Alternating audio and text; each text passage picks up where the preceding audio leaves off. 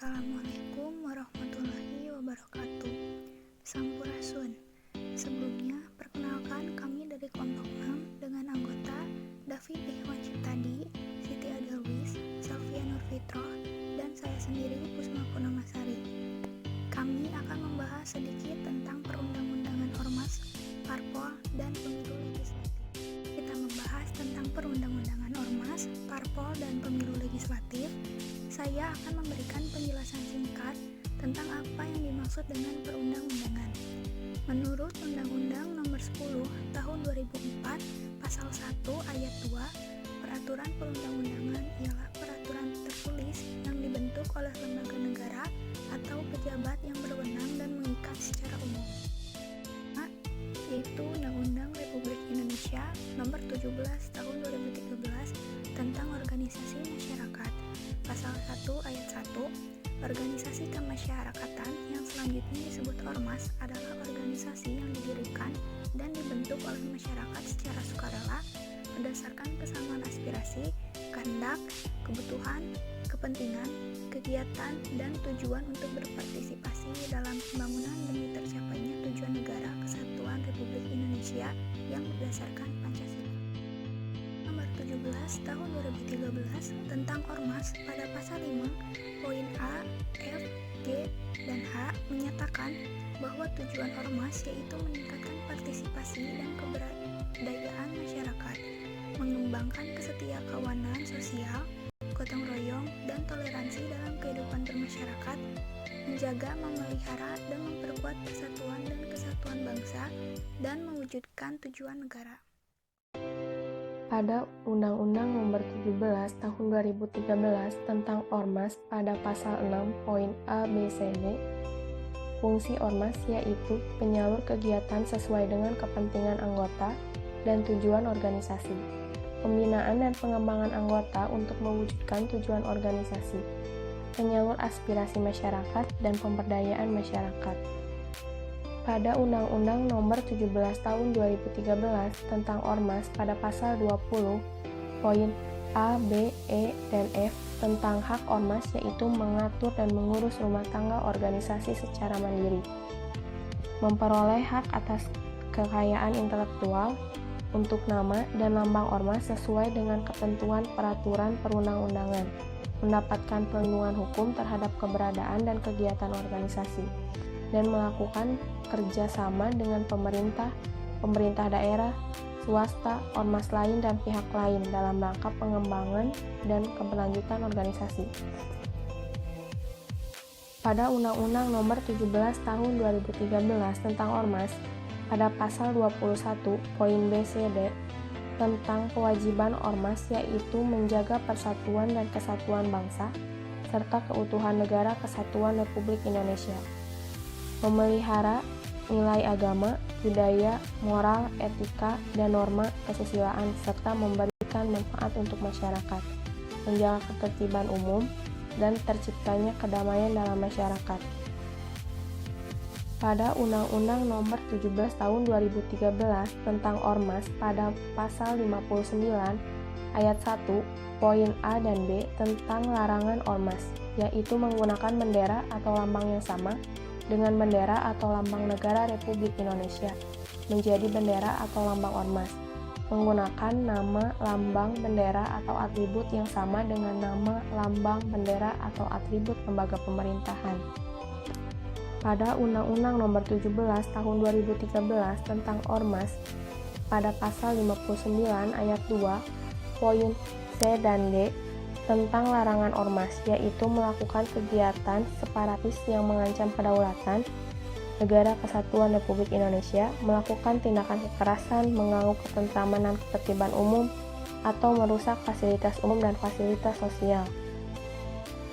Pada Undang-Undang Nomor 17 Tahun 2013 tentang Ormas pada Pasal 59 Ayat 3 poin A, B, dan Ayat 4 tentang larangan ormas, yaitu menerima atau memberikan kepada pihak manapun sumbangan dalam bentuk apapun yang bertentangan dengan ketentuan peraturan perundang-undangan atau mengumpulkan dana untuk partai politik, dan ormas dilarang menganut mengembangkan, serta menyebarkan ajaran atau paham yang bertentangan dengan Pancasila. Undang-Undang Nomor 17 Tahun 2013 tentang Ormas pada pasal 60 ayat 1 tentang sanksi ormas, yaitu pemerintah atau pemerintah daerah sesuai dengan lingkup tugas dan kewenangannya menjatuhkan sanksi administratif kepada ormas yang melanggar ketentuan sebagaimana dimaksud dalam pasal 21 dan pasal 59. Undang Republik Indonesia Nomor 2 Tahun 2008 tentang Partai Politik. Pasal 1. Partai politik adalah organisasi yang bersifat nasional dan dibentuk oleh sekelompok warga negara Indonesia secara sukarela atas dasar kesamaan kehendak dan cita-cita untuk memperjuangkan dan membela kepentingan politik anggota, masyarakat, bangsa dan negara, serta memelihara keutuhan Negara Kesatuan Republik Indonesia berdasarkan Pancasila dan Undang-Undang Dasar Negara Republik Indonesia tahun 1945. Tahun 2008 tentang partai politik pada pasal 10 ayat 1. Poin A tentang tujuan umum partai politik yaitu mewujudkan cita-cita nasional bangsa Indonesia sebagaimana dimaksud dalam pembukaan Undang-Undang Dasar Negara Republik Indonesia tahun 1945. Ayat 2, poin A tentang tujuan khusus partai politik yaitu meningkatkan partisipasi politik anggota dan masyarakat dalam rangka penyelenggaraan kegiatan politik dan pemerintah.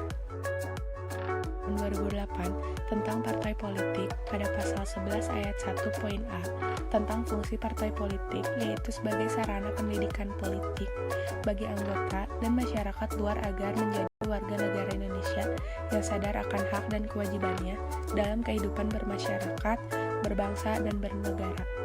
Pada poin C, penyerapan, penghimpunan, dan penyaluran aspirasi politik masyarakat dalam merumuskan dan menetapkan kebijakan negara.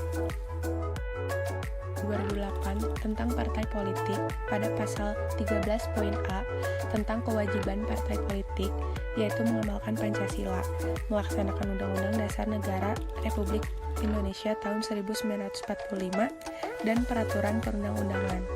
Pada poin D, menjunjung tinggi supremasi hukum, demokrasi, dan hak asasi manusia. Poin E, melakukan pendidikan politik dan penyaluran aspirasi politik anggotanya. Dan pada poin F, menyukseskan penyelenggaraan pemilihan umum. Pada Undang-Undang Nomor 2 Tahun 2008 tentang Partai Politik pada pasal 40 ayat 3 poin D dan E tentang larangan partai politik yaitu meminta atau menerima dana dari badan usaha milik negara, badan usaha milik daerah, dan badan usaha milik desa atau dengan sebutan lainnya, atau menggunakan fraksi dari Majelis Pemusyawaratan Rakyat, Dewan Perwakilan Rakyat, Dewan Perwakilan Rakyat Daerah Provinsi, dan Dewan Perwakilan Rakyat Daerah Kabupaten atau Kota sebagai sumber pendanaan partai politik. Selanjutnya ada sanksi parpol. Pada Undang-Undang Nomor 2 Tahun 2008 tentang partai politik pada pasal 47 ayat 5 tentang sanksi partai politik yaitu pelanggaran terhadap ketentuan sebagaimana dimaksud dalam pasal 40 ayat 3 huruf E dikenai sanksi administratif yang ditetapkan oleh badan atau lembaga yang bertugas untuk menjaga kehormatan dan martabat partai politik beserta anggotanya. Selanjutnya ada sanksi parpol. Pada Undang-Undang Nomor 2 Tahun 2008 tentang partai politik pada pasal 47 ayat 5 tentang sanksi partai politik yaitu pelanggaran terhadap ketentuan sebagaimana dimaksud dalam pasal 40 ayat 3 huruf E dikenai sanksi administratif yang ditetapkan oleh badan atau lembaga yang bertugas untuk menjaga kehormatan dan martabat partai politik beserta anggotanya. Pemilihan umum legislatif. Pengertian pileg. Badan legislatif di Indonesia adalah struktur politik yang mewakili rakyat Indonesia dalam menyusun undang-undang serta melakukan pengawasan atas implementasi undang-undang oleh badan eksekutif di mana para anggotanya dipilih melalui pemilihan umum. Fungsi pileg. Jimli Asyidiki menyebut Indonesia setelah amandemen keempat UUD 1945 menerapkan sistem trikameral atau sistem 3 kamar dalam lembaga perwakilan rakyat karena terdiri atas 3 lembaga, yaitu MPR, DPR, dan DPD. Argumentasi 3 kamar ini didasarkan bahwa masing-masing dari ketiga badan memiliki fungsi dan wewenang yang spesifik serta berbeda. Pemilu legislatif pertama era Orde Baru, tepatnya 3 Juli 1971. Digelar pemilihan legislatif pertama pada Orde Baru. Pemilu 1971 diselenggarakan untuk memilih dan menentukan calon legislatif atau DPR. Sebanyak 10 partai mengikuti pemilu 1971. Pada masa itu, Soeharto sudah ditetapkan oleh MPRS sebagai presiden untuk menggantikan Soekarno. MPRS dan DPR-GR, bentukan Orde Lama masih aktif, tetapi Soeharto sendiri melakukan pembersihan lembaga peninggalan Orde Lama. Saat pemilu pada masa ini, para pejabat negara dan Perdana Menteri harus bersifat netral. Hal ini dibuktikan dengan tidaknya mengikuti kampanye dan mendukung salah satu parpol. Kondisi tersebut berbeda dengan pemilu 1955, di mana para pejabat negara dan menteri boleh masuk partai. Pada praktiknya, para pejabat pemerintah tetap berpihak pada salah satu peserta pemilu. Demikian beberapa hal yang dapat kami sampaikan pada kesempatan kali ini. Semoga tayangan ini dapat menambah wawasan dan meningkatkan pemahaman teman-teman tentang perundang-undangan ormas, parpol, dan pemilu legislatif. Terima kasih atas waktu yang teman-teman luangkan untuk menyimak tayangan ini. Wassalamualaikum warahmatullahi wabarakatuh.